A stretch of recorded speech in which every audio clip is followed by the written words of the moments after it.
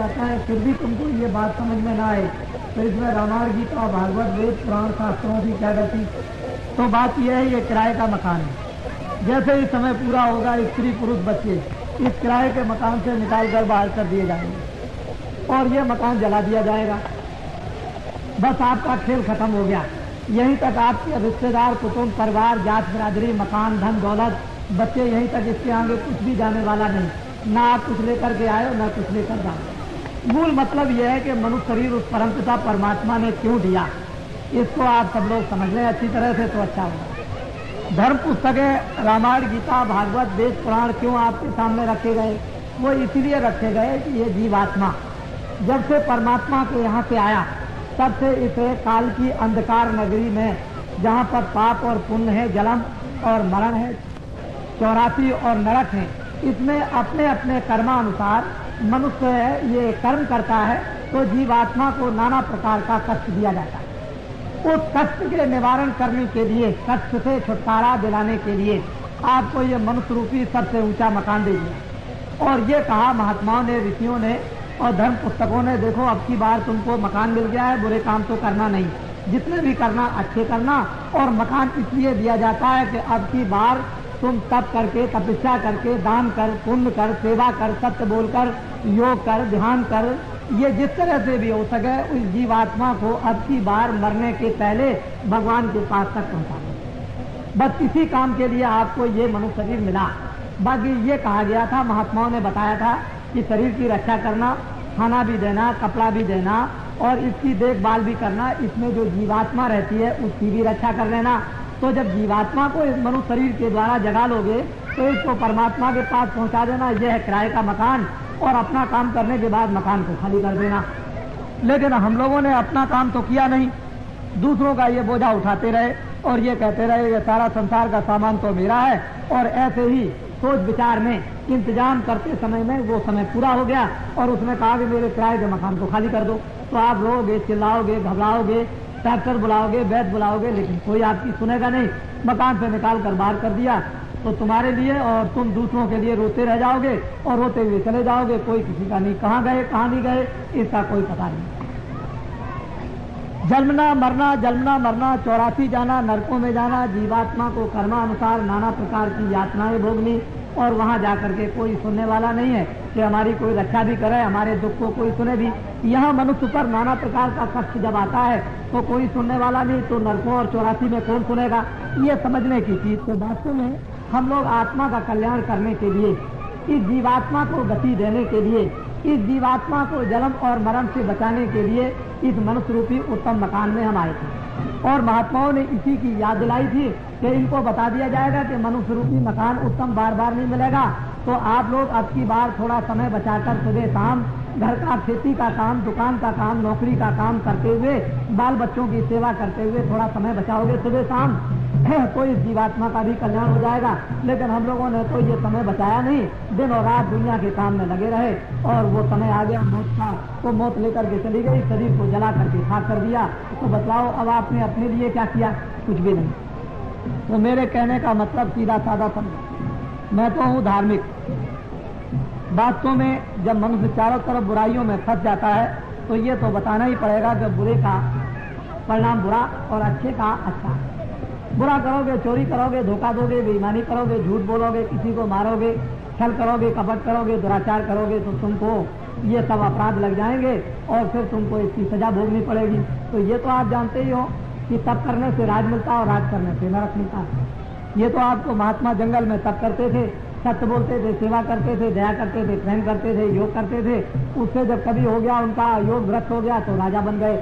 और राजा बनने के बाद जब सभी सामान संसार के मिल गए तो फिर नरक को चले गए भोगने के बाद। तो इंद्रिय भोग से, राजभोग से, ये सभी वैभव भोग से मनुष्य कुकर्म करता है और फिर नरक में चला जाता है। और जुग जुग तक वो आत्मा नरकों में पिटती रोती चिल्लाती रहती है, फिर उसको ये अवसर नहीं मिलता है। तो अब तो आपको ये जानना ही चाहिए, आप तो कोई यहाँ राजा नहीं हो, आप तो एक सामान व्यक्ति हो, हम भी सामान आदमी है, आप भी सामान आदमी हो। तो सामान आदमी समझ सकता है, सामान आदमी कुछ कर सकता है। अब तो आपके लिए भोग नहीं, लेकिन भोगों के लिए आप किस तरह से सुबह से शाम तक कि मैं राजा बन जाऊं, मुझे बहुत भोग मिल जाए, मुझे बहुत सामग्री मिल जाए, मैं ये काम कर लूँ, आनंद को ले लूँ, इस तरह से ये सभी में सुबह से शाम तक लगे हुए हो, तो ये दिन और रात जो आपने बिता दी, समाप्त कर दी, तो क्या इसके लिए और कोई दिन रात आपके लिए आएगी? एक दिन निकल गया, दूसरा दिन आना नहीं है, वो दिन तो आपका खत्म हो गया। उम्र में से एक दिन और रात चला गया तो दोबारा आएगा नहीं। तो इसलिए नर नारी, बच्चे बच्चियों, जिस काम के लिए आए हो वो भी थोड़ा बहुत काम सोचो करने के लिए। इस जीवात्मा को बचाओ नरकों से, 84 से, जन्म से, मरण से। और हम लोग तो हमेशा आपको अच्छी शिक्षा देंगे, बुरी तो शिक्षा देंगे नहीं। तो मैं आपको थोड़ा सा एक परिचय बता दूं। आपने ये तो सुना होगा, नाम क्या है? मैं आपकी तरह से एक आदमी हूँ। इस आदमी का नाम है तुलसीदास। छोटा सा एक आश्रम है मथुरा में, जहाँ लोग प्रतिवर्ष आपके राजस्थान के बहुत से लाखों आदमी जाया करते हैं और देख करके आते हैं। मैं धर्म का, सनातन धर्म का प्रचार करता हूँ, सनातन धर्म का मार्ग बताता हूँ और आत्म कल्याण का इनको मार्ग बता करके साधना कराता हूँ। साथ ही साथ में रामायण, गीता, भागवत, वेद, पुराण, शास्त्र, उपनिषद जो उसमें लिखा हुआ है उस शिक्षा को मानता हूँ और फिर माथे इन सब धर्म पुस्तकों को रखता हूँ। लेकिन एक बात यह है कि जय गुरुदेव नाम का प्रचार करता हूँ और जय गुरुदेव नाम उस परम पिता परमात्मा का सर्वशक्ति मानता हूँ। मैं उसका प्रचार करता हूँ। अगर आपको इससे कोई इतराज है तो मैं धर्म पुस्तकों को सामने रख दूंगा। कहीं कोई उन्होंने कुछ कह दिया, कहीं कुछ कह दिया, कहीं कुछ कह दिया। अरे हनुमान जी तो आपको यही बताते हैं कि जय जय हनुमान गोसाई कृपा करो, गुरुदेव की नहीं। गुरु ब्रह्मा गुरु विष्णु गुरुदेवा, धन धन गुरुदेव, दया सिंधु पूर्ण धरि नित्य करो तुम सेव, अचल भक्त मोय देव प्रभु। तो असल में गुरु से, वो जो गुरु सबका सर्वशक्तिमान है, तो बाबा जी उसी का प्रचार करते हैं, किसी आदमी का प्रचार नहीं करते। परमात्मा का प्रचार करते हैं, उसके नाम का प्रचार करते हैं। आपको तो कोई इतराज होना न चाहिए। उसी में ब्रह्म आ गया, उसी में राम आ गया, उसी में कृष्ण आ गया, सब कुछ उसी में आ जाता है, कोई चीज छूटती नहीं। जब सूरज सामने निकल आया तो उसी में चंद्रमा भी आ गया, सितारे भी आ गए और दिया भी आ गया। सूरज का प्रकाश तो बहुत बड़ा होता है और सब जगह उजाला कर देता है। तो जब आप सर्वशक्तिमान परमात्मा को मानने ही लगे तो सब उसी में आ जाते हैं। जो चले गए वो भी आ गए, जो आएंगे वो भी उसके अंदर में आ गए। तो राम भी आ गए, देवी भी आ गए, देवता भी आ गए। मतलब उसका ये कि आत्मा का कल्याण होना है, किस तरह से होना है वो तो मार्ग महात्माओं से मिलेगा। उस पर पता के चिंतन करने का, उपासना करने का, ध्यान करने का, आत्म शुद्धि करने का, मन की शुद्धि करने का, चित्त की शुद्धि करने का। जब ये पाप से ऊपर लाभ लिए जाते हैं तो कोई न कोई अग्नि प्रकट होती है जो पापों को जला देती है। तो महात्माओं के पास में तो योग रूपी अग्नि रहा करती है जो हमारे अंदर में जला दी जाती है, तो वो पाप हमारे जल जाते हैं। तभी तो जीवात्मा निर्मल और पवित्र होगी और तभी मुक्त होगी। तो बाबा जी जय गुरुदेव नाम का प्रचार करते हैं। बाबा जी का तो नाम है नहीं जी जय गुरुदेव, बाबा जी का तो नाम तुलसीदास है। अब आपको ये बात तो मालूम हो ही गई कि भगवान का नाम जय गुरुदेव है और जिधर भी जाओगे उधर आपको सारे हिंदुस्तान में जय गुरुदेव नाम का आपको प्रचार मिलेगा। अगर भगवान का प्रचार नाम का ना होता तो इतनी जल्दी देश के अंदर में विकास नहीं करता और विश्वास लोग नहीं करते। तो जय गुरुदेव भगवान के नाम से विश्वास लोग करते हैं, उनसे उनको फायदा भी होता है, लाभ भी होता है, आत्म सिद्धि भी और आत्म जागरण भी होता है, आत्म शुद्धि भी होती है, मन विवेक और मन में निर्मलता भी आती है, विश्वास भी आता है। लोग उससे बहुत कुछ लौकिक और पारलौकिक लाभ उठाते हैं। सभी लोग तो किसी न किसी चीज को रखा करते हैं। अरे आदमी को अगर कहीं आराम मिल जाए तो पत्थर की चोटी पर रात को भी चला जाएगा और धूप में भी चला जाएगा और बरसात में भी, और लाभ नहीं मिलेगा तो उस चोटी पर चढ़ करके क्या करेगा। तो जब लाभ मिलता है भगवान के चिंतन से, उपासना से, उसके तो फिर लोग जो है उसको याद करते हैं कि किसी तरह से भी हमारा लौकिक शारीरिक फायदा हो, हमारा आत्म फायदा हो, परिवार का फायदा हो, देश का लाभ हो। तो हर तरह से लोग भगवान को याद करना चाहते हैं। और किसी नाम से भी परमात्मा को याद कर लो, कोई भी नाम हो जिससे आपको सुगम और साधारण हो उसी नाम से याद कर लो। लेकिन महात्मा जिस नाम से आपको भगवान को याद करा दे आप उसको कर लीजिए, लाभ उसी का होगा। तो बड़े ध्यान से आप मेरी बात को सुनो। वैसे तो यह है मैं एक धोबी का काम करता हूँ। आपके गांव में कोई धोबी रहता है, जब गंदे कपड़े हो जाते हैं तो आप उसको दे देते हो और कहते हो देखो धोबी इस कपड़े को साफ करके ले आना। वो तो जात का एक कपड़ा धोने वाला गाँव का धोबी है। लेकिन बाबा जी भी उसी प्रकार की धुलाई करते हैं कि मन बुद्धि चित्त जीवात्मा अंतःकरण बहुत जुग जुग से मैले हो गए, इतने गंदे हो गए कि बिना धुलाई के ये साफ नहीं हो सकते हैं। तो महात्माओं के पास में औषधि होती है, बूटी होती है, अंजन होता है, उसको लगा देते हैं, उसको दे देते हैं। उससे उसकी मन की, बुद्धि की, चित्त की, जीवात्मा की धुलाई करते हैं। और जब जीवात्मा धुल जाती है, साफ हो जाती है, मन शुद्ध हो जाता है, बुद्धि शुद्ध हो जाती है, तो विवेक आ जाता है, ज्ञान उसको होता है और फिर उसको आत्म साक्षात्कार होगा, तभी तो प्रभु का दर्शन होगा।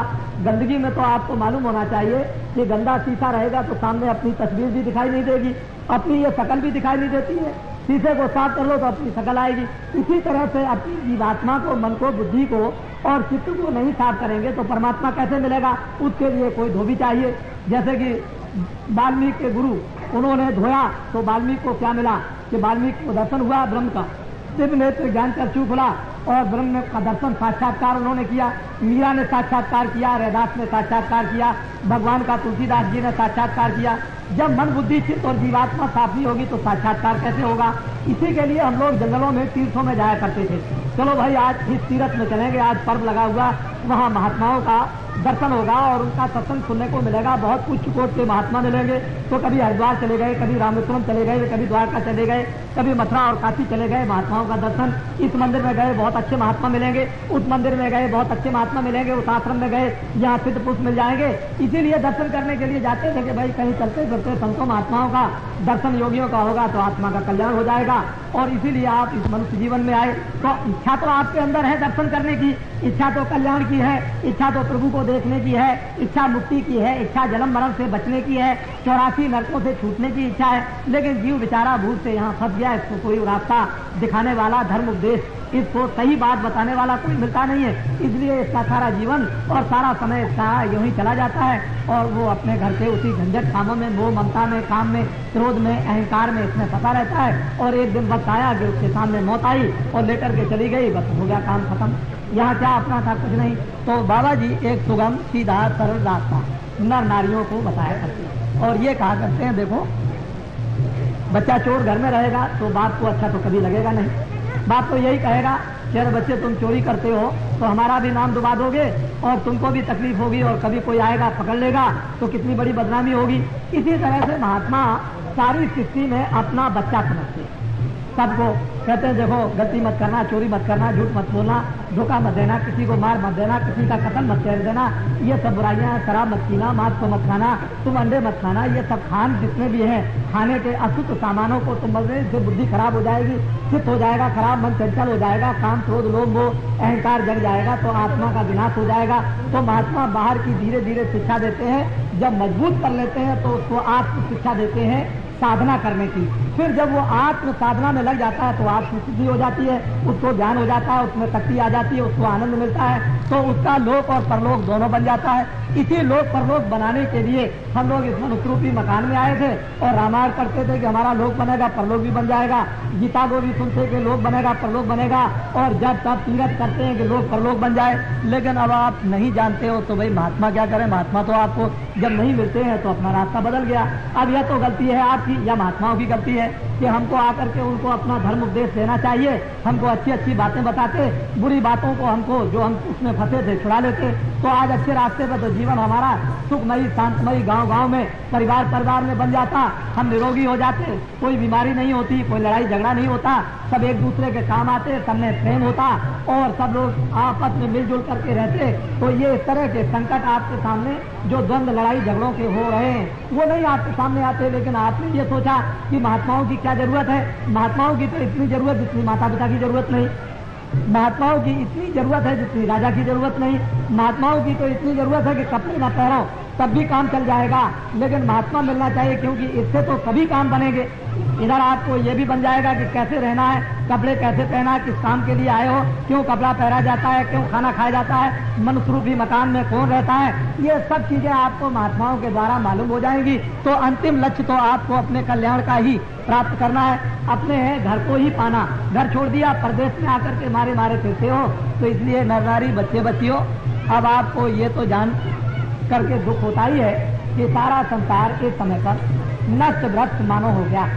और नष्ट भ्रष्ट होने से जब खान पान खराब हो गया तो बुद्धि में अविवेक नहीं रह गया, बुद्धि हो गई मैली। और मैली बुद्धि से अब लोग कुकर्म करने लगे और कुकर्म करने से बीमारी, लड़ाई झगड़ा, अशांति ये आनी जरूरी है। ये तो समाज घर में ये आ गई। अब अगर आप इस बीमारी से जो तरह तरह की बीमारी लग गई, तरह तरह का प्लास्टिक लग गया, तरह तरह की जहरीली हवाएं जो आ रही, इससे आप बचना चाहते हो तो रामायण में बिल्कुल साफ स्पष्ट लिखा हुआ कि जीवन के कष्ट और कलेश से यदि तुम मुक्ति पाना चाहते हो तो भगवान का भजन आपको करना होगा। ईश्वर का भजन आपको करना होगा। और कब की जो महात्मा आपको ईश्वर का भजन बता दें कि ये परमात्मा का भजन है, उसको करने लगे, तो ये सब व्याधि संकट आपका दूर हो जाए और फिर आपको किस तरह की शांति, आपको किस तरह की आपको शुद्धि आप में आ जाए, कैसे आप अपने यानी आत्मा को, जीवात्मा को आप जगा सकते हो। लेकिन जब तक महात्मा नहीं मिलेंगे तब तक ये सब संकट आपके सामने आए। और आप लोग जो है जब कभी महात्माओं की बात सुनते हैं तो बुराई में लग जाते हैं। आपको क्या मिलेगा बुराई करने से, या बुराई सुनने से आपको क्या मिलेगा? दूसरे की बुराई सुनोगे, दूसरे की बुराई करोगे और सिर पर अपने पाप लगेंगे। अरे रामायण में, गीता में तो लिखा हुआ बिल्कुल स्पष्ट कि कभी दूसरे की बुराई सुनना ही नहीं, न बुराई को करना। अरे जितनी हो सके किसी की अच्छाई करो और जो हो सके किसी की भलाई करो, किसी की सेवा कर दो। तो तुम अगर हो सकता है तो सत्य बोलो, क्यों गाली किसी को देते हो? तो मनुष्य जिस काम के लिए आया और मनुष्य इतना ज्ञानवान, वो काम तो करता नहीं है, अज्ञानी काम करने लगा और ऊपर से गंदगी को लादते लादते इतने दिन हो गए। इस गंदगी को दूर कौन कर सकता है? अब तो ये आप सोचना समझना चाहिए। बाहर के पानी से आप चाहते हो कि गंदगी दूर हो जाएगी, तो बाहर के पानी से तो गंदगी दूर होगी नहीं। वो तो महात्माओं के पास में निर्मल जल होता है। आत्म सिद्धि का जब निर्मल जल होता है महात्माओं के पास में, और वो जब जल छिड़का जाता है तो आत्म शुद्धि करता है और वो गंदगी को दूर कर देता है, धोकर के साफ करता है। तो ये जीवात्माएं निर्मल पवित्र इस मनुष्य रूपी मकान में होती हैं, तभी ये कृतार्थ हो सकेगी, नहीं तो बहुत मुश्किल होगा। तो अब तो ये तरह तरह के कष्ट आपके सामने आए। तो मेरे कहने का मतलब यही कि हम तो आपको सुगम सीधा रास्ता बताएंगे ही, क्योंकि हमने यहाँ कोई जात पात का झगड़ा नहीं रखा, किसी तरह का नहीं। मुसलमान हो, हिंदू हो, छोटा हो, बड़ा हो, ब्राह्मण हो, क्षत्रिय हो, वैश्य हो, अर्जन हो, कोई किसी भी जात का हो, हमको उससे कोई मतलब नहीं। मतलब तो इससे है कि मन सोना चाहिए।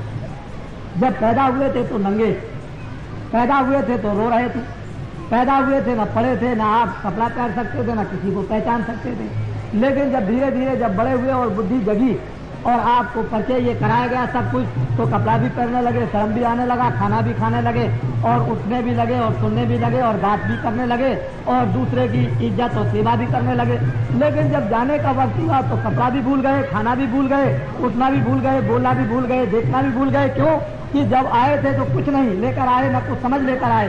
जब जाने लगे तो ये सब कपड़े उतार दिए, सारा संसार का ज्ञान ध्यान खत्म हो गया, सब पहचान खत्म हो गई। जब मरने लगता है तो सब पहचान खत्म, ना कुछ लेकर आए ना कुछ लेकर जाओगे, सब कुछ आपको छोड़ करके यही जाना है, इसी जगह खाली आपको जाना। ये भी मनुष्य रूपी कपड़ा उतार लिया जाएगा आपका और ऐसी अवस्था में भेज दिया जाएगा कि इसके अंदर कौन रहता था, किस तरफ से निकल करके चला गया, ये आपको कोई ज्ञान नहीं हो पाएगा। उसी को जानने के लिए ये मनुष्य रूपी कपड़ा आपको मिला है और इसमें बैठ करके आप अपने आप को जानो, अपने आप को पहचानो। पहचान लोगे महात्माओं की कृपा से, दया से, तो सारा काम और जीवन सफल बन जाएगा और जिस लिए आए थे वो काम हो गया आपका। नहीं तो ऐसे न मालूम अनेकों और करोड़ों जन्म आपने धारण किए हैं और फिर भी अभी तक काम कुछ नहीं हो सका। यही रोना रोते रहे जन्म मरण का, नरकों और 84 का। तो रास्ता तो मैं आपको बताऊंगा, इसमें तो दो संदेह नहीं। सीधा बताऊंगा, साधारण बताऊंगा, ऊंचा बताऊंगा। चारपाई पर करो, जमीन में बैठ के करो, रजाई ओढ़ के करो, कंबल ओढ़ के करो, पहले खेती करो, बाद में बच्चों की सेवा करो। जब कोई काम तुम्हारे पास ना हो तो भगवान का भजन 15 मिनट, 20 मिनट, आधा घंटा लेट करके, बैठ करके, समझ गए, पैर लटका करके जैसे भी बन जाए वैसे कर लो तो काम तुम्हारा ये बन जाए चलते चलाते। नहीं तो आगे बड़ी मार पड़ेगी और नरकों की अग्नि में वहां जब जलाए जाओगे तो कोई बचाने वाला नहीं होगा, काटे जाओगे तो कोई बचाने वाला नहीं होगा, सड़ाए जाओगे तो कोई बचाने वाला नहीं होगा, भूख प्यास लगेगी तो कोई देने वाला नहीं मिलेगा।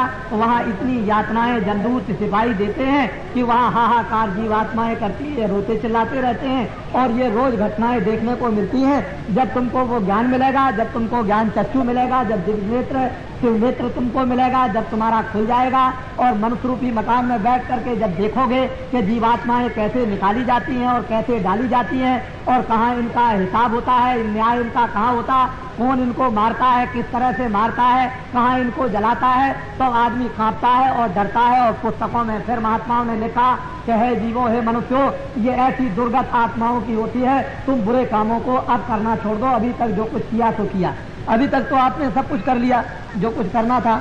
यानी इन 27 वर्षों में जितने भी बुरे से बुरे काम करने थे आपने सब किए, उससे तो आपने हार मानी नहीं। लेकिन मिला आपको क्या, ये सोच लो।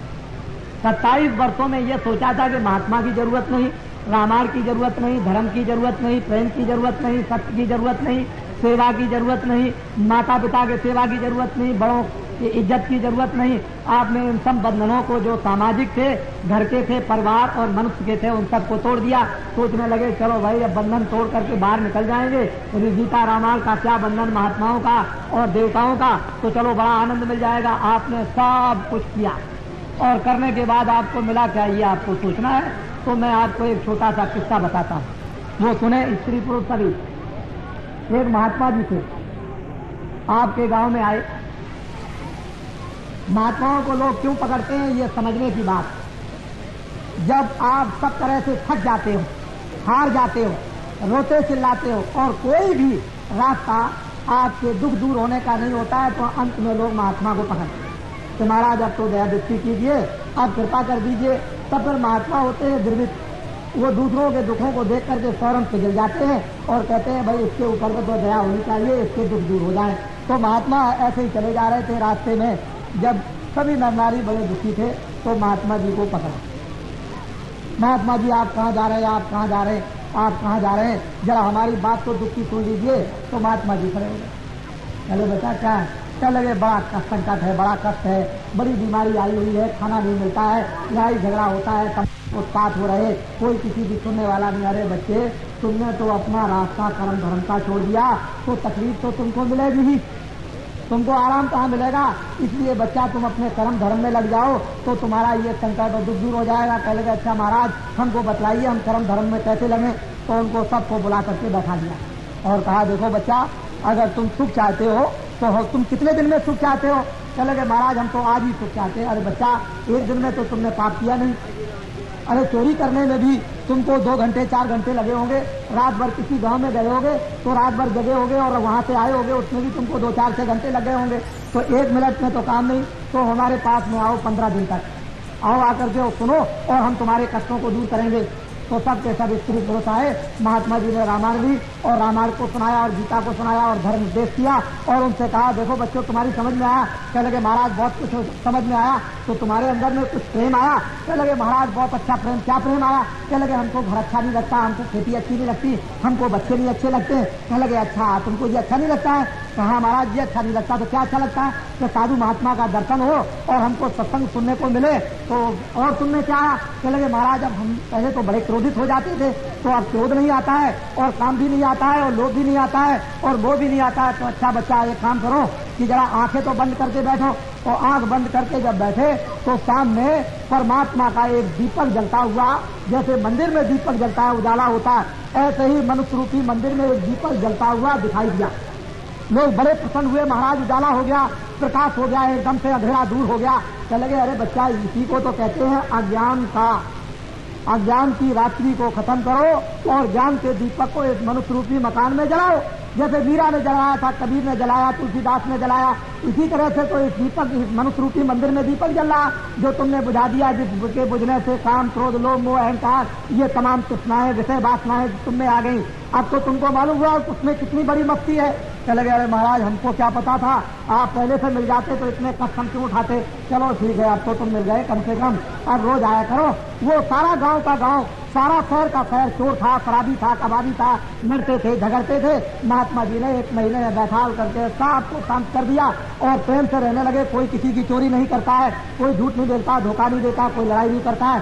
स्वर्ग जैसा शहर बन गया, स्वर्ग जैसे मनुष्य बन गए, जैसे देवता रहते हैं उस तरह से। तो महात्माओं के सत्संग से क्या होता है, दर्शन से क्या होता है, उनकी सेवा से क्या होता है। लोग इसको समझते नहीं कि महात्माओं के अंदर और बाहर क्या चीज रहती है। वो उनके पास में संसारी धन नहीं, लेकिन संसारी धन भी है और परमार्थ का भी धन, ईश्वरी धन भी है उनके पास, आत्माओं का धन भी है, शरीर की रक्षा का भी धन है और बुद्धि का भी ज्ञान है और आत्मा का भी ज्ञान है। ये सब कुछ धन उनके पास लोग परलोक के रहते हैं। जब लोग उनके पास जाते हैं तो सब कुछ चीजें प्राप्त करते हैं और जब उनको चीजें प्राप्त होती हैं तो शरीर भी प्रसन्न हो गया, शरीर भी निरोगी हो गया। तो शरीर जब निरोगी रहेगा तो भगवान का भी भजन होगा, शरीर रोगी रहेगा तो भगवान का भी भजन नहीं। तो महात्मा के दर्शन करने से, सेवा करने से, सत्संग के सुनने से क्या चेतना आती है, क्या जागृति आती है। क्या पाप करते हैं, किस तरह की मलिनता दूर की तरह करते हैं और सबके ऊपर में किस तरह की दया की वर्षा करते हैं और उनके दुखों को किस तरह से दूर करते हैं, ये तो महात्मा ही जानते हैं। सारी सृष्टि को अपना बच्चा समझते हैं, जितने भी छोटे बड़े मनुष्य हैं उनको सबको अपना बच्चा समझते हैं और अपने बच्चों को दुखी देख करके उनका हृदय बड़ा दुखी होता है। लेकिन अब माँ बाप घर में हो और बच्चे गलत काम करते हो तो माँ बाप तो रोएंगे ही, लेकिन बच्चा भी गलत काम से रोएगा, वो भी चिल्लाएगा। अंत में जब वो बहुत रोता रोता थक जाएगा तो माता पिता के पास आता है कि हमको आप माफ कर दीजिए, अब हम गलती नहीं करेंगे कभी, तो माता पिता उसको माफ करते हैं। इसी तरह से ऋषि मुनि महात्मा राम कृष्ण कबीर रैदास तुलसीदास, मुसलमानों में मोहम्मद, ईसाइयों में ईसा मसीह, ये सब महात्मा जो थे एक तरह से माता पिता की तरह से हमारे ऊपर में रक्षा और सेवा करते थे और इसीलिए हम उनको मानते हैं कि ये राम थे, कृष्ण थे, ये कबीर थे, हमारे स्वामी थे, हमारे देवता थे, हमारे महात्मा थे। इन्होंने हमारी सेवा की, हमारी रक्षा की, हमारे ऊपर में दया की। तो महात्मा हमेशा परोपकार करते हैं, उपकार भी करते हैं और परोपकार भी करते हैं। लौकिक उपकार से शरीर की बीमारियां दूर करते हैं और परोपकार से आत्मा को परमात्मा से मिला देते हैं। तो हम लोगों ने जाना आना छोड़ दिया, मिलना जुलना छोड़ दिया, उनकी बात को सुनना छोड़ दिया। आज जिधर भी जाइए चारों तरफ कोहराम मचा हुआ। तो मैं गांव वासियों से प्रार्थना करूंगा कि आप लोग कभी भी जब कभी भी कोई महात्मा आपके यहाँ आए और आपको सत उपदेश करें, अच्छी बातें बताएं, तो गांव के आदमी 1 घंटे के लिए 2 घंटे के लिए अपने काम काज को छोड़ करके फौरन इकट्ठे हो जाया करें और अच्छी बातें 2 भी मिले 4 भी मिले, 10 बातें भी आपको अच्छी मिल जाए उसको लेकर के चले जाएं आप। और एक एक बात को आज छोड़ दें, एक बुराई को आज छोड़ दिया, एक कल छोड़ दिया, एक परसों छोड़ दिया, एक चौथे दिन छोड़ दिया, तो थोड़े दिन के बाद, महीने के बाद में फिर आप देखोगे क्या होता है, क्या नहीं आपको मिलता है। लेकिन आप अगर एक एक चीज को एक एक दिन नहीं छोड़ेंगे, एक आदमी सब चीजों को एक दिन नहीं छोड़ सकता है, तो थोड़े देर के लिए काम छोड़ करके चले आए तो ये मत समझो कि मेरी खेती में नुकसान हो जाएगा, मेरे घर में कोई नुकसान हो जाएगा, मेरा कोई नुकसान हो जाएगा। धर्म उपदेश सुनने से, महात्मा के दर्शन करने से, अच्छी बातों को सुनने और समझने से खेती का नुकसान, जानवरों का नुकसान, घर में नुकसान नहीं बल्कि बीमारी को छोड़ करके भी चलाए और यहाँ से वापस लौट करके जाए। और बीमार भी उस प्रेमी का दर्शन यदि करता है, जो प्रेमी उस महात्मा के दर्शन करने के लिए गया, तो उसकी बीमारी छूट जाती है, बीमारी से वो मुक्त हो जाता है, बीमारी उसकी दूर हो जाती है, उसका बुखार उतर जाता है। इसलिए हम लोग महात्माओं के पास जाते थे, कुछ औषधि ले आएंगे, कुछ दवा ले आएंगे, कुछ आशीर्वाद ले आएंगे, कुछ मिल जाएगा हमको और मिल करके हम लोग सबके सब अच्छे हो जाएंगे। तो हमने तो हमेशा लोगों को फायदा लाभ पहुंचाने की चेष्टा की है और हमारे पास तो अधिकांश में किसान मजदूर, जगह जगह देहातों में किसान मजदूर हैं। हमारे पास में शहर के आदमी बहुत कम है, ये आप समझ लो निश्चित जी। 2 लाख 2-2 लाख 4-4 लाख 5-5 लाख और 10-10 लाख आदमियों की रोज रोज जो भीड़ होती है वो सब किसान और मजदूर है। और हम किसान और मजदूरों को ही चाहते हैं, हमको धनी मानी नहीं चाहिए, हमको वो मतलब ये है कि बड़े बड़े पूंजीपति नहीं चाहिए। हमको तो यही चाहिए जिनके अंदर दर्द है, जिनको दुख है, जिनको तकलीफ है, जो बीमार है, जो परेशान है, जो कामी है, जो क्रोधी है, जो चोरी में फंस गए, जो डकैती डालते हैं, झूठ बोलते हैं, शराब पीते हैं, मांस खाते हैं। हमको तो बुरे आदमियों की जरूरत है, हम उनको ठीक कर लेंगे। ये तो ठीक अपने अपने करने का रास्ता है कि हम कैसे ठीक कर लेंगे, हमारे पास आ जाएंगे, हम कैसे ठीक करेंगे ये तो हमको मालूम, क्योंकि हमने करोड़ों आदमियों की शराब छुड़ा दी, मांस छुड़ा दिया, मछली छुड़ा दी, चोरी छुड़ा दी, लड़ाई झगड़ा छुड़ा दिया और भगवान के भजन पर लगा करके उनको ऐसे रास्ते पर लगा दिया कि अनपढ़ से अनपढ़ भी कोई किसान होगा, उससे बड़े पढ़े लिखे बात नहीं कर सकते। इस तरह का नर नारियों को शिक्षा देकर के धीरे धीरे समझा कर ज्ञान की शिक्षा देकर रामायण की, भागवत की, गीता के दृष्टांत दे करके उनको और इस तरह से बनाया कि आप देखिए उनमें कितना प्रेम आ गया, कितने उनमें सत्यता आ गई, कितना उनमें आत्मविश्वास हो गया, कितने उनमें भगवान का विश्वास आ गया। ये कोई साधारण बात नहीं, मेहनत करने से सब कुछ होता है। तो आप लोग जो है वो सबके सब अच्छे रास्ते की तरफ चलो। गांव गांव के अंदर में आप लोग अपनी अपनी मीटिंगों को बना लो और ये आपस में बैठ करके तय करो कि भाई अभी तक तो आपने ये देख लिया सब कुछ कि शराब पीते थे, चोरी करते थे, मांस खाते थे, मछली खाते थे, लेकिन शराब कोई न पिए। एक ही काम हाथ में ले लो कि हम लोग आपस में भाई शराब पीना छोड़ दो, शराब बहुत खराब चीज है, बुद्धि को नष्ट करती की बेइज्जती करता है। इसलिए एक काम को अगर आप लोग उठा लें तो 10 आदमियों का, फिर 20 आदमियों का, महीने में 50 आदमियों का, साल में 100 आदमियों का, इस तरह से 4-5 साल के अंदर में एक बुराई आपके सामने दूर होती हुई जब दिखाई देगी तो आपके अंदर विवेक आएगा और आपके अंदर सत्यता आएगी, प्रेम आएगा। तो समाज का जो ढांचा बिगड़ गया घर घर में और गांव-गांव में, ये बनने लगेगा। तो गीता और रामायण को भी समझ जाओगे, फिर महात्माओं के धर्म उपदेश को भी समझ जाओगे। अगर ये जीवन ठीक कर लो तो चंद दिनों में भगवान को भी आप प्राप्त कर सकते हो, थोड़े दिनों में, महीनों में और वर्षों में। क्यों कि महात्मा आ जाएंगे, सीधा रास्ता आपको बताएंगे, जमीन तैयार रहेगी, हृदय रूपी जमीन आपकी जब शुद्ध पवित्र रहेगी, महात्मा फौरन रास्ता बताएंगे, आप उस रास्ते पर बैठ जाएंगे। 10 मिनट भी बैठो, आधा घंटा भी बैठो। मीराबाई कोई दिन भर तो नहीं बैठती थी, कबीरदास कोई दिन भर नहीं बैठते थे, धन्ना जाट थे, वो दिन भर भगवान के भजन में नहीं बैठते थे, खेती भी करते थे, जानवरों को चारा भी देते थे, बाल बच्चों की सेवा भी करते थे और उसके बाद भगवान के भजन में बैठ गए, उन्होंने भगवान को पा लिया। तो कहने का मतलब है काम के वक्त काम करो, सेवा के वक्त सेवा करो, खाने के वक्त में खाना खाओ, सोने के वक्त में सो और भगवान के वक्त में भजन करो। ये नहीं कि 24 घंटे हमको एक ही काम करना है। इसीलिए तो महात्मा कहते हैं कि जिन लोगों ने ये कहा कि जंगल में छोड़ करके चले जाओ भगवान मिलेगा, उनको नहीं मिलेगा। घर में रह करके ही जंगल बना लो। ये सब मैं सेवा करता हूँ, मेरा कर्तव्य है। बच्चों की सेवा करता हूँ, स्त्री की सेवा करता हूँ, स्त्री पति की सेवा करता है, कोई भाई की सेवा करता है, कोई रिश्तेदार की सेवा करता है। ये मनुष्य का कर्तव्य है और उस कर्तव्य का करो पालन और उसके बाद समय बचा करके सुबह शाम जब भी मिल जाए तो भगवान का भजन करो। इसी गृहस्थ आश्रम को ही जंगल बना लो। यही खेती करते हुए, व्यवसाय करते हुए, नौकरी करते हुए, बच्चों की सेवा करते हुए ये समझो हमारा कोई भी नहीं, हम तो अकेले आए थे और जब जाने लगेंगे तो अकेले चले जाएंगे। इसलिए अपने कर्तव्य का पालन करो, करने के बाद भगवान का भजन कर लो और छोड़ करके यहाँ से चल पड़ो। तो ये जब महात्मा मिलेंगे तभी सच्ची शिक्षा आपको मिलेगी, नहीं तो आपको बहुत मुश्किल है मिलना। देखो ठहर जाओ थोड़ी देर के लिए, आप ये बत्ती बंद कर दो बच्चे, इस बत्ती को एक को बंद कर दो, इसको, ये मच्छर बहुत है। देखो अभी तो मैं आपको, देखो मैं तो आपका भला करूंगा किसी तरह से भी, चाहे आपको मिट्टी दे दूं, चाहे आपको बात सुना दूं, चाहे आपको आंख से देख लूं और चाहे आपको हाथ से छू लूं और चाहे आपको भगवान का भजन कराऊं, चाहे आपसे और कुछ कराऊं, लेकिन आपका लाभ मैं जरूर पहुंचाऊंगा। इसको कोई मुझे रोक नहीं सकता। चाहे आप बदनाम करो कि भगवान को नहीं मानते हैं, रामायण को नहीं मानते, गीता को नहीं मानते हैं, या गंगा को नहीं मानते, या जमुना को नहीं मानते, आपके कहने से कुछ नहीं होगा। जिसको लाभ होगा दौड़ के आएगा, सीधी सादी बात। तो बाबा जी की बात तो ये सुनो कि मैं तो परमात्मा की प्राप्ति का ये सीधा सरल रास्ता बताता ही हूँ।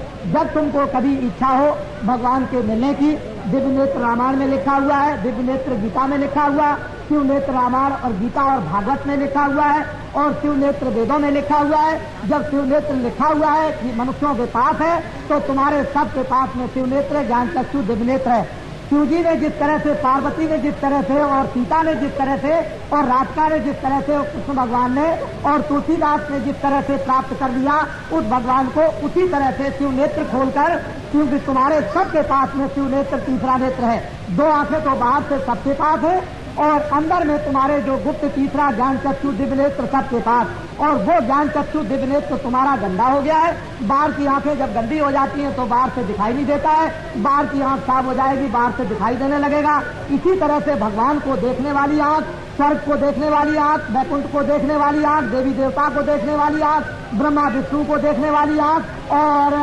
उस देवताओं के लोक में जाने की आंख तुम्हारी गंदी हो गई, मैली हो गई है। उस आंख को तुम सुगम और साधारण रास्ते से साफ करवा लो और मनुष्य रूपी मकान में जब दिव्य नेत्र ज्ञान चक्षु खुल जाएगा तो यहीं से बैठ करके तुमको दिखाई देने लगेगा स्वर्ग भी और वैकुंठ भी और सूर्यलोक भी और चंद्रलोक भी। ऐसा सुगम रास्ता तुम्हारे मनुष्य रूपी मकान में सबके पास है। बाबा जी कोई भेदभाव नहीं रखते हैं, ये नहीं रखते हैं कि आप चले आए आपको नहीं, ऐसा नहीं। सबको शुभ अवसर मिलना चाहिए क्योंकि ये मनुष्य हैं, इनको फिर अवसर नहीं मिलेगा। अब मनुष्य जीवन का अगर इनको अवसर मिल जाए कि मुझे भी अवसर मिल जाए तो फिर क्या है, जब बरसात आती है किसान जब खेती बो देगा समय से तो खेती में अनाज हो जाएगा, बरसात निकल गई फिर बोएगा तो अनाज नहीं होगा। ये मनुष्य रूपी जीवन आपको मिला हुआ है और महात्मा सबको ये अवसर दे दें कि इस तरह से तुम्हारे अंदर शिव नेत्र ज्ञान चक्षु है और सब लोग उसको शुद्ध साफ कर सकते हैं और सबको खोलने का जन्म जात का अधिकार है। तो तुमको सबको रास्ता मिलना चाहिए। चाहिए अपने अपने घर में बैठ करके करो तो देख लो, तुम्हारी समझ में आ जाएगा। जब तुम्हारे अंदर बुझा हुआ दीपक जलेगा, आंख खुल जाएगी, तो अपने आप ज्ञान का प्रकाश आपके सामने आएगा, आनंद आएगा, शक्ति आएगी, प्रेम आएगा, भंडार खुलेगा, दुनिया के दुख और दर्द तुम्हारे दूर होंगे। तो ऐसा सुगम और सीधा रास्ता तो बाबा जी बताते हैं। और आपको जब कभी इच्छा हो तो जय गुरुदेव नाम का प्रचार करते हैं हिंदुस्तान में, आप चले आइएगा और ये कहिएगा कि मैं भगवान के रास्ते पर चलकर उस परमात्मा को अपने ज्ञान चक्षु दिव्य नेत्र के द्वारा देखना चाहता हूँ। तो बाबा जी आपको सुगम सीधा रास्ता बताएंगे। तो देने लेने की बात कुछ भी नहीं है। और अपने घर में बैठकर ये जरूर है कि जब कभी पास में सत्संग हो तो सत्संग को सुनने के लिए समूह आ जाए, या उस गांव से आपके इस गांव में आ जाए, या यहाँ से सामौद चले जाएं। पास में कभी सत्संग हो तो वहाँ पर जाना चाहिए, क्योंकि रामायण भी यही कहती है कि हे केवट तुम जाओ, ये तो भजन करने का रास्ता है, मैं तुमको रास्ता बताता हूँ और घर में जाके भजन करना, लेकिन हमारा दर्शन करने के लिए और दर्शन देने के लिए अयोध्या में जरूर आना। इसी तरह से नर नारियों, जब तुमको परमात्मा के पास में जाना है तो थोड़ा सा सत्संग उस रास्ते का सुनना जरूरी है, जिससे कोई सांसारिक बाधा आ जाए या रास्ते में कोई अड़चने आ जाए तो वो हमारे ध्यान और भजन की अड़चने दूर हो जाएं, बाधाएं हमारी भौतिक कामों में आ जाती हैं तो वो काम भी हमारे भौतिक हो जाए और बाधाओं से भी हम मुक्त हो जाएं और हम अपना ये कल्याण जो सबसे ऊंचा है आत्म कल्याण उसको करें। तो उसके लिए सहयोग के लिए किसी महात्मा के पास इसलिए जाना पड़ता है कि आप अभी अबोध है, अज्ञानी है, अभी रास्ते पर आप मजबूत नहीं हुए, अभी चलना आपने सीखा नहीं, खड़ा होना आपने अभी सीखा नहीं। तो जब खड़े हो जाओगे, चलने लगोगे, देखने लगोगे और फिर जब आप में ताकत आ जाएगी और ज्ञान होगा तो फिर कोई जरूरत नहीं, फिर तो बच्चा कहीं भी चला जाए, जिस जगह भी जाना चाहे कहीं भी फंस सकता है। लेकिन जिसमें ताकत नहीं होगी गिर जाएगा, जिसमें ज्ञान नहीं होगा फंस जाएगा, जो रात्रि कहीं न कहीं उलझ जाएगा, उसके सामने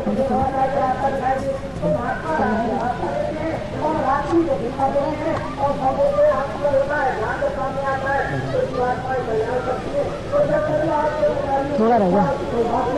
लेकिन 10 मिनट 15 मिनट आधा घंटा घर में बैठकर थोड़ा बहुत भगवान का भजन किया करो। और अगर मन में तुमने प्रतिज्ञा कर ली कि आज से मैं शराब नहीं पीऊंगा, आज से मैं गांजा नहीं पीऊंगा, आज से मांस नहीं खाऊंगा, आज से चोरी नहीं करूंगा, आज से डकैती नहीं करूंगा, आज से किसी को सताऊंगा नहीं, तुम अगर मन में अपने प्रतिज्ञा कर लो तो आज मतलब यह है कि वो परमात्मा उसमें सहयोग देने लगेगा और महात्माओं की भी कृपा होने लगेगी, काम होने लगेगा। लेकिन आपने भलाई के लिए तो प्रतिज्ञा आपको मन में करनी पड़ेगी, बिना प्रतिज्ञा किए हुए नहीं। तो इसलिए आप ये बात सुने, हम तो आपको कुछ ना कुछ देंगे। अभी थोड़ी देर के बाद जब हमारा सत्संग समाप्त होगा तो हम आपको एक भभूत देंगे, आप पहले उससे परीक्षा कीजिए। जब भभूत से आपको परीक्षा होगी तो बाबा जी की भभूत से 1 आने हमको लाभ हुआ, 2 आने लाभ हुआ, कोई कहेगा 4 आने लाभ हुआ, कोई कहेगा 8 आने लाभ हुआ, कोई कहेगा 10 आने लाभ हुआ, ये तो आपको शारीरिक लाभ होगा। लेकिन आत्मिक लाभ तो आपको भजन करने से होगा। आत्मिक लाभ तो मतलब ये जब होगा जब रास्ता आपको मिल जाएगा और आप परमात्मा का आप भजन करने लगेंगे तभी होगा। और ये जो बाहर के लाभ हैं, जैसे डॉक्टर जब बीमारी लेकर जाते हो तो दवा दे दिया, अच्छे हो गए, लेकिन फिर बीमार पड़ोगे तो फिर आपको दवा खानी, फिर आप बीमार पड़ोगे, फिर दवा खानी, फिर अच्छे हो जाओगे, फिर बीमार पड़ोगे। तो महात्मा आपको कुछ ना कुछ बिना दवा के और बिना यानी किसी मुसीबत से आपको कुछ ना कुछ फायदा पहुंचाए। तो उसी तरह से हमको भी चाहिए कि अब रोग न बुलाएं, बीमारी को ना आने दें, बीमारी को रोकें। किन कारणों से बीमारी आती है उसको आप सबको समझना चाहिए। तो बाबा जी भभूत की बात देंगे, भगवान के मिलने का रास्ता भी देंगे। अब आप एक किस्सा सुन लें, मुझसे कोई नाराज न हो, मैं एक सीधा साधा आदमी हूँ। वैसे लोग मुझे बहुत बदनाम करने की कोशिश करते हैं, सोचते हैं बाबा जी को बदनाम कर दिया जाए। बाबा जी ने तो कभी नाम बदला नहीं, बाबा जी का नाम तुलसीदास आश्रम मथुरा में मैंने तो कभी बदला नहीं। मैंने ना कभी गांधी कहा और न मैंने कभी मोहम्मद कहा, न मैंने कभी राम कहा और न मैंने कभी कृष्ण कहा।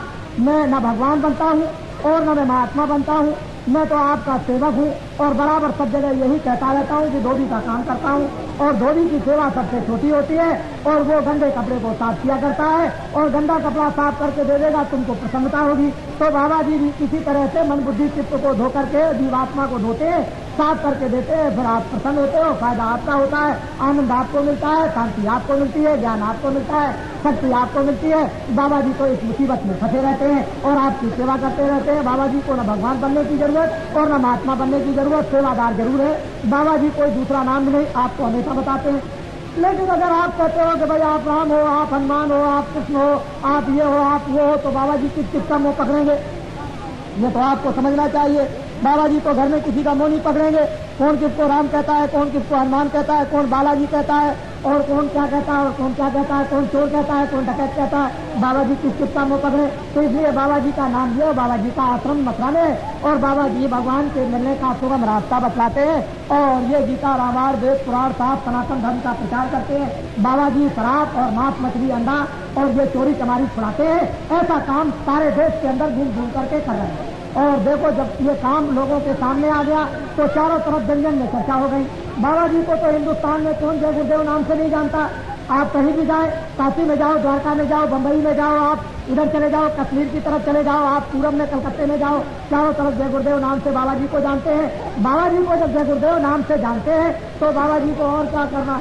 आप जिधर जाएंगे गांव गांव में, आपके यहाँ देखिए चाहे सारे राजस्थान में किसी तरफ भी चले जाइए, बच्चे बच्चे जानते हैं जय गुरुदेव नाम से, सब लोग जानते हैं। जब पहुंच जाएंगे तो मैं उनको देखूंगा, दर्शन करूंगा, और बाबा जी का वो दर्शन करेंगे। मैं उनको कुछ लाभ पहुंचाऊंगा, उनके पास कुछ रखा होगा मुझे दे देंगे, मेरे पास कुछ होगा मैं उनको दे दूंगा। उनके पास क्या बुराई होगी, गंदगी होगी, मैं उनकी गंदगी को साफ करूंगा। मेरे पास अच्छाई होगी तो मैं उनको अच्छाई दूंगा। एक सीधी सादी बात। इसलिए बदनाम करने की बहुत चेष्टा करते हैं, लेकिन बाबा जी बदनाम नहीं हो सकते हैं। बाबा जी को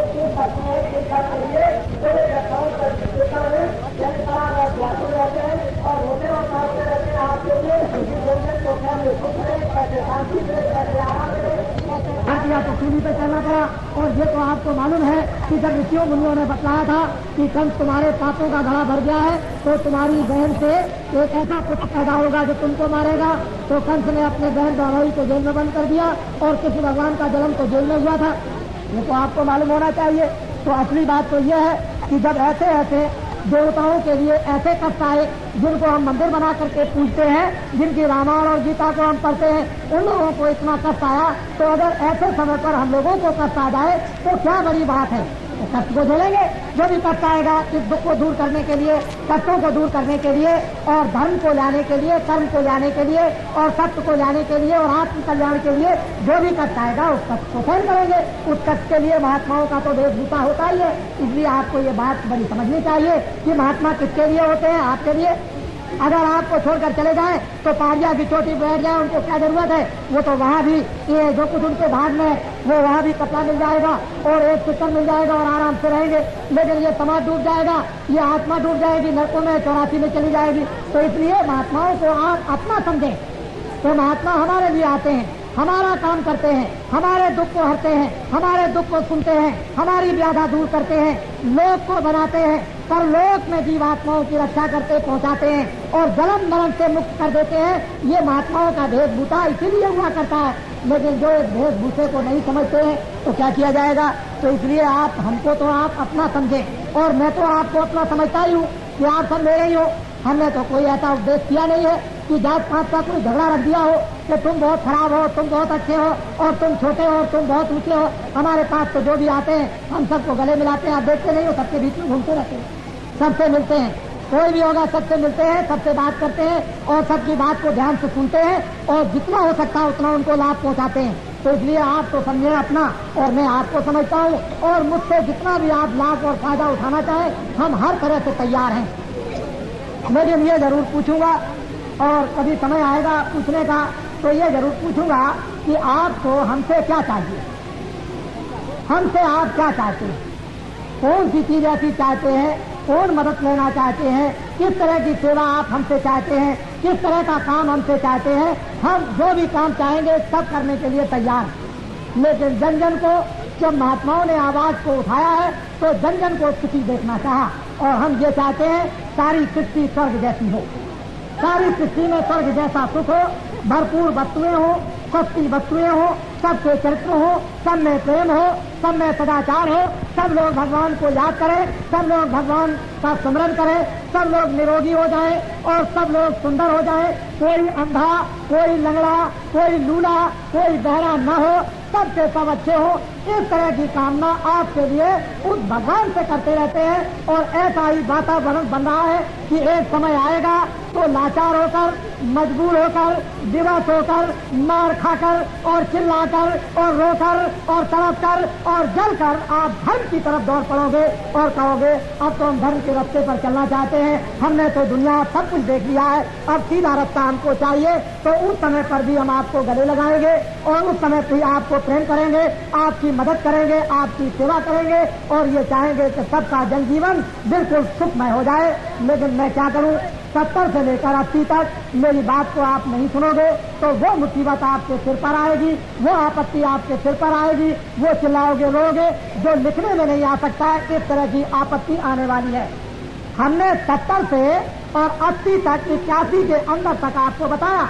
आप ये चाहते हो बाबा जी कल बदल दे, बाबा जी आज बदल दे, बाबा जी 1 घंटे में बदल दे, बोझा लगा हुआ है सिर के ऊपर, कपड़ा सब गंदा हो गया है, उसको न तुम 1 दिन धो सकते हो न 2 दिन धो सकता है। इसलिए जो पाप करते करते करते करते जो रोम रोम और रग रग आपने नीचे से लेकर ऊपर तक गंदा कर लिया है और कहते हो 1 दिन में बदल दीजिए, 1 घंटे में बदल दीजिए, 1 घंटे में सुखी कर दीजिए, 1 घंटे में शांति कर और 1 घंटे के अंदर में आत्म कल्याण और आत्मज्ञान दे दीजिए, 1 घंटे में मुक्ति दे दीजिए और मोक्ष दे दीजिए, बच्चा हो तो जाएगा। लेकिन तुम बर्दाश्त नहीं कर सकते हो, इसलिए थोड़ा समय तो लगेगा ही। लेकिन 70 से और 80 तक का जो पाठ पढ़ाया वो इसीलिए पाठ पढ़ाया जाता है कि सारी दुनिया के अंदर में एक जन जागरण हो गया धर्म पर चलने के लिए और कर्म को लाने के लिए और सत्य पर और बुराई को छोड़ने के लिए एक अंदर जागरण तो हुआ। मालपुरा से एक आदमी ने आकर के होली पर, मैं मार्च के महीने में होली में 22 तारीख को आपके जयपुर में आ गया था। आपको आश्चर्य होगा कि मैं 20 तारीख को मथुरा में था, एक दिन रह करके और 22 तारीख को आपके जयपुर में आ गया मार्च में, और 22 से लेकर के मैं 28 तक अपने यानी आपके जयपुर में रहा और 29 तारीख को रात को मैं मथुरा पहुंच गया और मैं बराबर मथुरा ही में हूँ। कल मैं रात को फिर वापस जयपुर आ गया। तो आपको ये जानना चाहिए, ये समझ लेना चाहिए कि बाबा जी किस तरह से मेहनत और परिश्रम आपके लिए करते हैं, लेकिन आप उसको नहीं समझ सके तो मैं इसके लिए क्या करूँगा, क्या आपको समझा सकूंगा। तो बड़ी सीधी सादी बात को उसको सुनने की चेष्टा करें कि बाबा जी चारों तरफ हिंदुस्तान में इस तरह से धर्म का प्रचार कर रहे हैं, धर्म का प्रचार कर रहे थे, ढंढोरा टूट गया। और बाबा जी से किसी को डरना नहीं चाहिए, क्योंकि बाबा जी सबके हित के लिए काम कर रहे, सबके कल्याण के लिए सोच रहे हैं, सबकी भलाई के लिए, सबकी सुख समृद्धि के लिए। लेकिन बाबा जी से आपको डर क्यों है? असली डर यह है कि बीमारी आपको आ गई, बाबा जी दवा देते हैं, आप अपनी बीमारी के दुख से रोने लगते हो और बाबा जी को गाली देने लगते हो कि बाबा जी हमारे यानी छेड़छाड़ करते हैं। तो मवाद आपको हो गया और बाबा जी चाहते हैं कि जरा सा इसका मवाद खोल दिया जाए तो निकल जाए, रात को आराम से सो जाए।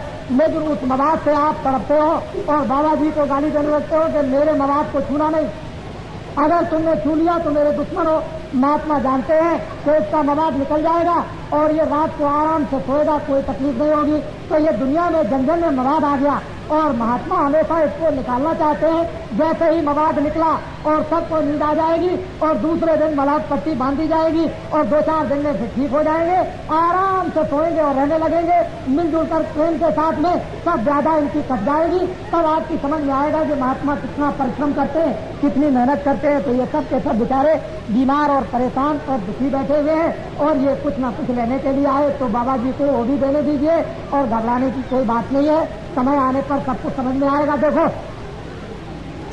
देखो नरनारियों, फिर कान खोल कर सुनो, अभी महंगाई और आएगी, कपड़े महंगे होंगे।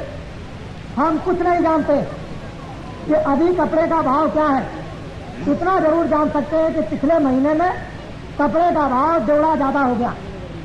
वो मोटा कपड़ा आप खरीदते होंगे, मैं भी सुनता हूँ, 2 गुना हो गया ज्यादा कपड़ा। जितना कपड़ा आज की तारीख तक महंगा हो गया, अभी और महंगा होगा। पहले समझ लें आप, आज कोई भी चीज सस्ती हो गई हो फसल पर, चाहे चने सस्ते हो गए, चाहे गेहूं सस्ते हो गए, चाहे मटर सस्ता हो गई, चाहे तेल सस्ता हो गया, जो कुछ भी फसल पर सस्ता हो गया वो तो किसानों का लेने के लिए सस्ता हो गया। जब किसान दे देगा, इसके घर से जब निकल जाएगा तो उसके बाद में फिर महंगा दूना हो जाए। समझ लो आप, किसान मेहनत करते हैं, किसान सुबह शाम जलते हैं, किसान सुबह शाम गलते हैं। ये सारी मेहनत देश के अंदर किसान करते हैं। 90% सारे देश के अंदर में किसान मजदूर और मेहनत करने वाले हैं और इन्हीं से सब कुछ वसूल किया जाता है। यही सुबह शाम मैं बाल बच्चों के खेती में, मैं बाल बच्चों के पहाड़ में, मैं बाल बच्चों के हर जगह ये लगे रहते हैं, खून पसीना बहाते रहते हैं और इनके दुख और दर्द को कोई नहीं सुनता, कोई सुनने वाला नहीं। राजा के राज में उस समय पर अगर कोई सताता था और किसान चला गया, सरकार हमको तो आपका अधिकारी और सिपाही सता रहा, फौरन बुलाया और उसके साथ क्या करते थे वो तो आपको मालूम। लेकिन इस समय पर लोग सताए जा रहे, कोई सुनने वाला नहीं, कोई पूछने वाला नहीं, कोई न्याय करने वाला नहीं और कोई रक्षा करने वाला नहीं। न जान की कोई रक्षा करने वाला, न माल की कोई रक्षा करने वाला, न बच्चों की रक्षा करने वाला, न स्त्रियों की रक्षा करने वाला, न जानवरों की कोई रक्षा करने वाला, न धर्म से कोई लाने वाला, न धर्म की कोई रक्षा करने वाला, किसी तरह की कोई भी इस समय पर नहीं।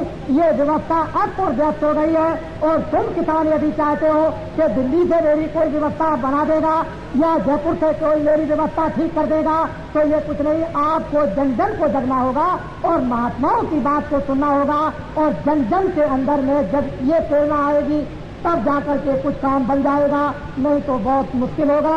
सारा किसान इस समय पर रोता और तड़पता है, लेकिन कोई नहीं, मैं भी देहात में घूमता रहता हूँ और मैं भी अभी किसान का ही बच्चा हूँ। अभी मथुरा आश्रम पर आपके राजस्थान के देख करके आए, रात और दिन जग कर और रात और दिन लग करके यानी अनाज उठा करके और रख करके 500 मन अनाज उठा करके और रख करके रात और दिन लग करके आया हूँ और अभी और छोड़ आया हूँ, जो कि लोग पीछे से अपना उठाते रहेंगे। तो मैं उस तकलीफ को समझता हूँ कि कितनी तकलीफ और कितनी मेहनत होती है, लेकिन लोग नहीं समझते हैं, लोग तो हमको बिल्कुल एकदम से चूस रहे हैं। तो ये सब नक्शा जो किसानों का नर नारी बच्चे बच्चियों का बैठा हुआ है, इनकी तरफ जब तक कोई नहीं देखेगा सामान्य दृष्टि से तब तक कोई भला नहीं कर सकता है। इसलिए मेरी बात को बहुत दूर तक सोचो और समझो इसके लिए, और नहीं समझोगे तो आपको बड़े संकट आएंगे। अनाज महंगा, कपड़ा महंगा, लोहा महंगा, ये महंगा, खाद महंगी, चीनी महंगी, वो महंगा, वो महंगा, वो महंगा, वो महंगा, सब चीजें अभी महंगी आएगी। व्यवस्था अभी अस्त होगी। अखबार और रेडियो ये झूठ बोलते हैं और किसानों को हमेशा धोखा देते हैं। जितने भी बुद्धिजीवी शहर में रहते हैं वो अखबार और रेडियो में फंस गए हैं, उनकी बुद्धि 24 घंटे चक्कर खाती है, किसानों के दुख और दर्द की बात को वो भी नहीं सुन पाते हैं। और किसान बेचारे क्या करें, ये सुबह से शाम तक अपने बाल बच्चों के पालन पोषण करने के लिए किस तरह से मेहनत करता रहता है, इसे फुर्सत मिलती नहीं है। तो इसलिए अखबार और रेडियो की बात तो यानी 15 आने क्या, मैं तो 17 आने झूठी समझता हूँ। और जब तक अखबार और रेडियो की बात को आप झूठी नहीं समझोगे, जब तक आपके सामने गरीबी दूर करने का नक्शा सामने नहीं आएगा, सस्ती का नक्शा जब तक सामने नहीं आएगा, जब बाजार में जाओगे सस्ती जब तक चीजें आपको नहीं मिलेगी, जब तक आपके ये कष्ट दूर नहीं होंगे, तब तक विश्वास करने की क्या जरूरत है आपको आपके सामने। और ये सब कुछ आपसे वसूल किया जाएगा,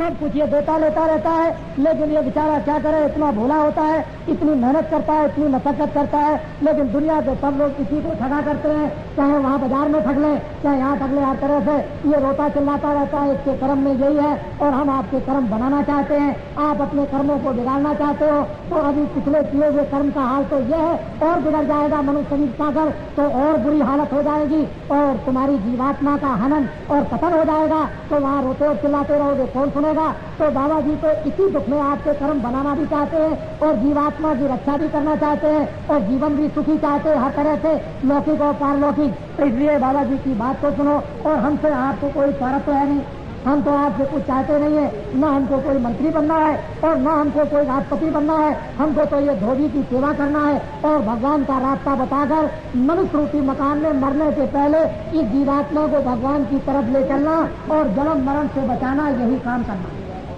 असली काम तो बाबा जी का यह है। तो मेरी बातों को बड़े ध्यान से सुनो, और नहीं सुनोगे तो बाद में मानना पड़ेगा आपको, क्योंकि 70 से 80 तक जो कुछ भी बाबा जी कहेंगे वो सब कुछ होने वाला है, न होने वाली कोई बात नहीं होगी। और 70 से और अभी जो कुछ भी हमने 74 तक कहा वो सब कुछ देखने को मिला है लोगों को, और आगे जो कुछ भी आगे तक के लिए कह रहे हैं वो सब कुछ आपको देखने को मिलेगा। बाबा जी की एक बात झूठी नहीं है, इसलिए मेरी निवेदन प्रार्थना है कि हम भारतवासी हैं, हमको कोई विदेश से एक नया पैसा नहीं देता। लेकिन लोग क्या कहेंगे कि वो तो विदेश से पाते हैं, एक नया पैसा कोई भी विदेश का आदमी मुझको नहीं देता है। ये सब इंतजाम यही किसान खून पसीना बहा करके यही सब गरीब करते हैं। यही लाउडी स्पीकर लाए तो इन्होंने ही ये मंच लगा दिया और इन्होंने पर्चे छाप कर न मालूम किस तरह आपको संदेशा देकर के ले आए। बाबा जी ने इनको एक नया पैसा नहीं दिया। बाबा जी न तो विदेशी है न विदेश से पैसा ले आते हैं। बाबा जी देशी हैं, यही धर्म का प्रचार करते हैं और यहीं पर चरित्र सदाचार की शिक्षा देते हैं, यहीं पर आत्माओं के जागरण का सत्मार्ग बताते हैं। बाबा जी विदेशी नहीं है और बाबा जी को कुछ चाहिए भी नहीं। बाबा जी तो चाहते हैं कि कोई भी ऐसा आदमी पैदा हो जाए जो इन सबको सुखी जीवन कर दे, इनकी चीजें सस्ती कर दे और इनको सब चीजें मिलने लगे, ये आराम से रहने लगे, न्याय कोई इनको देने लगे, रक्षा इनकी करने लगे, सब लोग दिन में कमाए शाम को रखे, कोई चोरी चमारी न करे, कोई लूटपाट न करे, झूठे मुकदमे न चलाए। बाबा जी तो इस तरह का जीवन सबके लिए चाहते हैं। इनमें से तुम्हारा कोई बच्चा निकल आए और ऐसा काम तुम्हारी सेवा का चाहे कुछ भी बन करके करे, बाबा जी तो ये कामना तुम्हारे बच्चों से चाहते हैं। बाबा जी तो और कुछ चाहते नहीं।